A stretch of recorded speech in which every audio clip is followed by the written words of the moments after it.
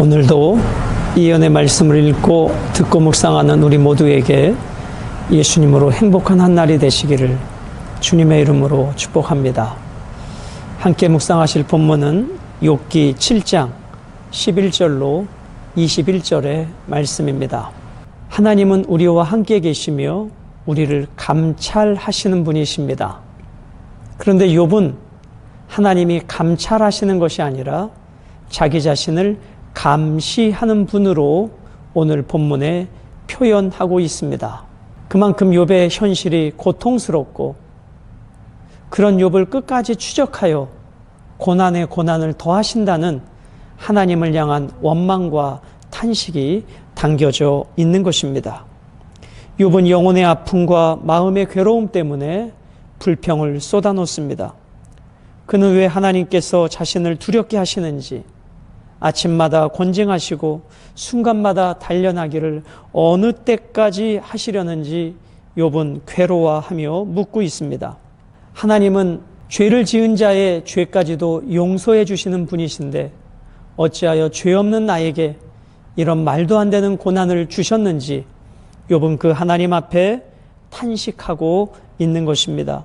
사랑하는 여러분, 오늘 우리가 살아가는 지구촌은 난리와 난리 연속입니다. 말세에 나타나는 특징이죠.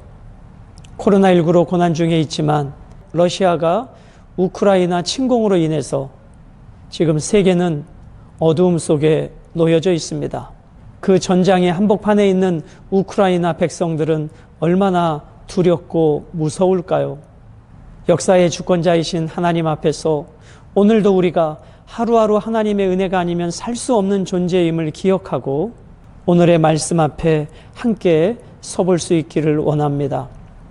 11절은 말하지 않고는 견딜 수 없는 욥의 심정이 담겨져 있습니다. 그런즉 내가 내 입을 금하지 아니하고 내 영혼의 아픔 때문에 말하며 내 마음의 괴로움 때문에 불평하리이다. 욥의 친구들은 욥의 탄식과 욥의 원망과 불평 앞에 놀라고 당황합니다. 그러나 욥은 자기 자신이 한순간에 겪은 이 말도 안 되는 고난을 더 이상 침묵할 수는 없는 것입니다. 사랑하는 여러분, 고통당하는 사람 앞에, 본인이 억울하다라고 생각하는 사람 앞에 침묵을 강요하는 것은 너무나 가혹한 것입니다. 그 고난을 말할 수 있게 해야 하고 그 억울함을 말할 수 있는 기회를 주어야 합니다. 그러나 욥의 친구들은 욥의 고난과 욥의 억울함을 들으려 하지 않습니다. 자기의 기준으로 정죄하고 판단하고 욥의 말을 막습니다. 이제 더 이상 욥은 그 친구들 앞에서 탄식하지 아니하고 하나님 앞에서 원망과 불평을 쏟아놓고 있습니다. 내 영혼의 아픔과 내 마음의 아픔을 하나님 앞에 불평하며 쏟아놓고 있습니다. 여러분, 우리가 시편을 보면 이와 같은 많은 시가 있는데 그것을 탄식시, 탄원시 이렇게 표현하고 있지 않습니까? 욥도 예외는 아니었습니다. 12절, 욥은 하나님께서 자기 자신을 적대시한다고 느끼고 있습니다. 내가 바다니이까 바다 괴물이니이까 주께서 어찌하여 나를 지키시나이까. 내가 바다입니까? 내가 바다 괴물입니까? 자, 이 바다나 바다 괴물은 하나님을 대적하는 세력을 상징하고 있습니다. 지금 욥이 느끼는 것은 하나님께서 자기 자신을 하나님을 대적한다고 여기고 자기 자신을 감시하고 계시다는 것입니다. 여러분, 하나님께서는 우리를 눈동자같이 지키신다고 표현하지 않습니까? 머리털까지 세심받지 되었다고 하지 않습니까? 그것은 우리를 향한 하나님의 사랑이요 관심입니다. 그런데 지금 욥은 그 하나님의 사랑과 관심을 어떻게 이해하고 표현하고 있냐면 하나님의 감시와 통제로 이해하고 있다는 것입니다. 하나님이 나를 바다처럼, 바다의 괴물처럼 그렇게 나를 감시하고 있어서 그 감시와 통제가 나를 더 고통스럽고 힘들게 한다는 것입니다.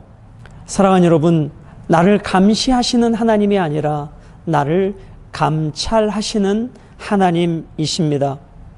그러나 욥은 하나님의 자기 자신을 대적한다고 느끼기에 감찰하시는 분이 아니라 감시하고 통제하는 분으로 이해하고 있다는 것입니다. 13절과 14절은 욥을 지속적으로 감찰하시는 하나님에 대한 욥의 인식입니다. 혹시 내가 말하기를 내 잠자리가 나를 위로하고 내 침상이 내 수심을 풀리라 할 때에, 우리가 어제 나누었던 말씀처럼 품꾼은 고된 하루의 일을 마치면 저녁에 쉼을 얻습니다. 그래서 품꾼에게 저녁은 쉼과 안식의 시간이었던 것입니다. 그러나 욥은 어떻습니까? 낮에도 고통이요, 저녁에 침상에 누워도 고통일 뿐인 것입니다. 그래서 지금 이렇게 이야기합니다. 그 자기의 고난과 고통을 친구들이 좀 알아주기를 원하는데 그 친구들조차도 자기의 고난과 고통을 들어주려고 하지 않고, 경청하지 않고, 이해해 주려 하지 않고 오히려 비난합니다. 그런 욥은 13절에 이렇게 말합니다. 잠자리가 나를 위로하고 내 침상이 내 수심을 풀리라 할 때에, 친구들에게 어떠한 위로도 받지 못했던 욥은 말 못하는 그 침상, 거기에서 위로를 얻고자 하는 것입니다. 14절, 주께서 꿈으로 나를 놀라게 하시고 환상으로 나를 두렵게 하시나이다.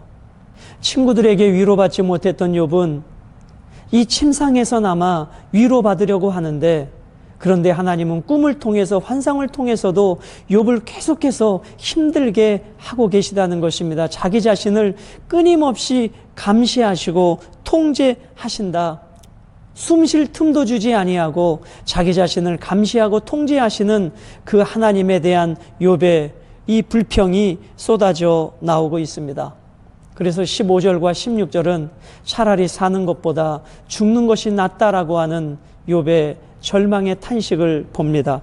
15절, 이러므로 내 마음이 뼈를 깎는 고통을 겪느니 차라리 숨이 막히는 것과 죽는 것을 택하리이다. 지금 이 욥의 감정이 옳은 것은 아니지만 그가 느끼는 이 현실적, 영적, 육체적, 정신적 고통은 누구도 알 수 없는 것입니다. 마치 하루아침에 자식들을 잃어버리고 재산을 잃어버렸을 뿐만 아니라 머리부터 발끝까지 욕창이 나서, 악창이 나서 기와장으로 긁을 때에 가려워서 견딜 수 없는, 그래서 터지고 또 굳어지고 터지고 굳어진 자리가 구더기와 흙덩이 같이 되어버린 그런 욥의 현실, 낮에도 밤에도 고통 속에 지내는 이 현실. 여러분, 저는 이 안병동에 가봤던 경험이 있기에 암 환자들이 겪는 육체적 고통을 옆에서 간접 경험을 합니다. 그 암세포들이 공격해 올 때 말할 수 없는 그 고통, 견딜 수 없는 고통, 비명을 지릅니다. 그나마 요즘은 진통제가 있지 않습니까? 그 진통제를 먹으면 그래도 견뎌낼 수 있지 않습니까? 그런데 이 욥은 그 시대에 무슨 진통제가 있습니까? 무슨 치료제가 있습니까? 온 몸으로 그 고통을 견디어 내어야 했던 것이었습니다. 그래서 그 고난의 깊이를 말하는 것이지, 성경은 그 큰 고난이 올 때 죽음이 낫다라고 자살을 말하고 있는 것은 아닙니다. 자살은 하나님 앞에 엄청난 죄악이요, 결코 있어서는 안 되는 심각한 죄악, 살인 행위인 것입니다. 16절, 내가 생명을 싫어하고 영원히 살기를 원하지 아니하오니 나를 놓으소서. 내 날은 헛것이니이다. 내 날은 헛것이니이다. 어떤 날도 어떤 순간도 평안히 쉴 수 없는 욥. 더 이상 욥은 살 소망이 없어져 버렸습니다. 죽음만이 이 고난에서 벗어날 수 있는 유일한 길이라고 욥은 생각하고 있습니다. 그런데도 자기 자신이 죽을 수 없는 것은 하나님이 자기 자신을 감시하시고 통제하시고 그렇게 하시고 계시기 때문이라는 것이죠. 그래서 17절로 19절에 욥은 이렇게 고백합니다. 사람이 무엇이기에, 17절, 사람이 무엇이기에 주께서 그를 크게 만드사 그에게 마음을 두시고 아침마다 권징하시며 순간마다 단련하시나이까. 여러분 지금 이 욥의 사람이 무엇이기에 이것은 어떠한 표현입니까? 우리가 시편 8편 4절에 인자가 무엇이기에 주께서 그를 돌보시나이까?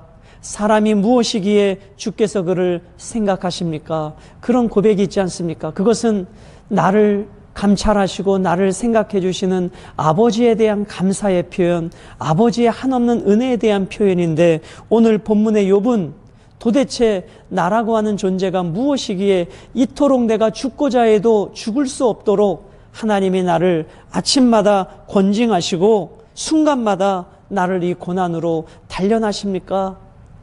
이렇게 표현하고 있는 것입니다. 사랑하는 여러분, 하나님이 나를 알아봐주고 나를 지켜봐주는 것이 안식이었고 행복이었는데, 이제는 하나님이 나에게 관심을 가져주는 것 자체가 고통이고 불안입니다. 여러분, 나를 감찰하시는 하나님, 그 부분이 나에게 위로가 됩니까? 두려움이 됩니까? 내 모든 것을 아시는 하나님, 그분이 나에게 위로가 됩니까? 두려움이 됩니까? 동일한 하나님이시지만 사람이 무엇이간데 주께서 저를 생각해 주시며 인자가 무엇이간데 주께서 그를 돌봐주십니까? 이러한 고백입니까? 아니면 욥처럼 사람이 무엇이기에 하나님이 이렇게 아침마다 나를 권징하고 때마다 단련하십니까? 라고 하는 탄식입니까? 오늘도 우리를 감찰하시는 하나님이 우리에게 위로요, 격려요, 소망의 하나님으로 다가오게 되시기를 주님의 이름으로 축복합니다. 사랑하는 여러분, 에덴 동산에서 하나님의 음성을 들을 때 그 앞에 즐거워했던 아담과 하와는 행복한 존재였습니다. 그러나 그 하나님의 음성을 들을 때 나무 뒤에 숨는 존재는 불안하고 두려움의 존재였습니다. 그 한복판에는 무엇이 있습니까? 죄가 있는 것입니다. 욥은 하나님을 이렇게 느낍니다. 20절과 21절에 욥을 화살의 관역으로 삼으신다고 그렇게 하나님에 대하여 무지몽매한 말을 하고 있는 것입니다. 19절, 주께서 내게서 눈을 돌이키지 아니하시며 내가 침을 삼킬 동안도 나를 놓지 아니하시기를 어느 때까지 하시리이까? 한순간도 이 고난이 떠나지 않는 현실, 그 침을 삼킬 시간도 주지 아니하고 고통으로 몰아가시는 그 하나님, 원망으로 지금 욥은 토해내고 있습니다. 사람을 감찰하시는 이여, 내가 범죄하였던들 주께 무슨 해가 되오리이까? 어찌하여 나를 당신의 관역으로 삼으셔서 내게 무거운 짐이 되게 하셨나이까? 21절, 주께서 어찌하여 내 허물을 사하여 주지 아니하시며 내 죄악을 제거하여 버리지 아니하시나이까? 내가 이제 흙에 누우리니 주께서 나를 애써 찾으실지라도 내가 남아있지 아니하리이다. 여러분, 궁사가 관역을 향해 화살을 쏘듯이 지금 하나님은 욥을 타겟으로 삼고 모든 고난을 욥에게 쏟아붓고 있다라고 욥은 생각하고 있는 것입니다. 사람이 잘못했을지라도 선하신 하나님이 용서해 주실진데 잘못이 없는 나에게 이렇게 큰 고난을 주시는 것은 도대체 무슨 까닭이냐고 하나님 앞에 항변하고 있는 것입니다. 사랑하는 여러분, 욥은 지금 자신이 겪고 있는 재앙이 우연히 온 것이 아니라 하나님이 목적을 가지고 자기 자신을 타겟으로 삼아 이렇게 고난을 퍼부었다라고 생각하고 있습니다. 우리가 계속 욥기를 통해서 나누듯이 우리는 이 욥처럼 그 고난의 한복판에 있어 보지 않아서 이 욥의 고난의 깊이를 다 알 수는 없습니다. 그러나 한 가지 생각해 봅니다. 욥에게 주어진 이 고난은 무엇이었을까요? 그리고 이 고난 속에 삶의 소망을 잃어버리고 절망 속에 살아가는 그 욥을 바라보시는 하나님 아버지의 마음은 어떤 마음이었을까요? 그리고 욥에게 이 고난을 허락하신 의도는 무엇이었을까요? 우리는 욥기의 결말을 알고 있지만 결말을 모르고 그 고난을 지나가는 욥에게 있어서 이 시간은 너무나 고통스러운 시간이었습니다. 우리가 오늘 이 욥기의 결론을 말하기 전에 오늘 나와 우리 주변의 누군가가 알 수 없는 고난과 억울한 고난에 있다면 여러분 그에게 말할 기회를 줘보시지 않겠습니까? 그의 억울함을 토로할 수 있도록 기회를 줘보시지 않겠습니까? 그를 판단하고 정죄할 것이 아니라 그가 얼마나 아프고 힘들어하는지, 얼마나 고통 속에 있는지 그의 고난을 다 쏟아내고 기꺼이 들어주고 하나님의 마음을 나눈다면 예수 그리스도로 치유와 회복이 있게 될 것입니다. 오늘 욥은 하나님 앞에 불평합니다. 16절에 이렇게 말합니다. 내가 생명을 싫어하고 영원히 살기를 원하지 아니하오니 나를 놓으소서. 내 날은 헛것이니이다. 나를 놓으소서. 차라리 나를 죽여주소서. 더 이상 고통 가운데 있게 하지 말고 죽여주소서. 사랑하는 여러분, 오늘 우리는 본문을 통해서 이렇게 말씀을 맺고자 합니다. 동행하시며 감찰하시는 하나님이신가? 동행하시며 감시하시는 하나님으로 느껴지는가?